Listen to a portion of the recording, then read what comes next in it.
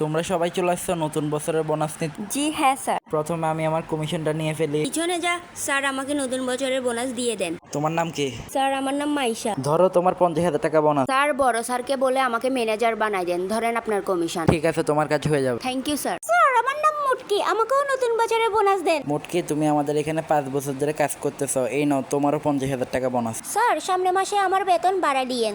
এই নেন 10,000 টাকা আপনাকে মিষ্টি খাইতে দিলাম। চিন্তা করিও না, হয়ে যাবে। আরে শোন না, সামনে কেন আসতেছিস? স্যার আমার নাম বলদ, আমাকেও দেন বোনাস। বলদ, তুমিও আমাদের কোম্পানির পুরাতন মানুষ, তুমিও 50,000 টাকা বোনাস পাবা। স্যার আমার এত টাকা লাগবে না, আমার শুধু 10,000 টাকাই লাগবে।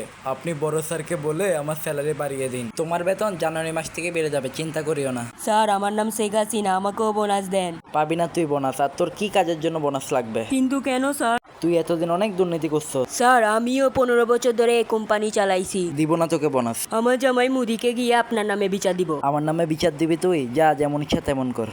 আর এমনই নতুন নতুন ভিডিও পেতে আমাদের চ্যানেলটি সাবস্ক্রাইব করে আমাদের পাশে থাকুন। ধন্যবাদ সবাইকে। আসসালামু আলাইকুম।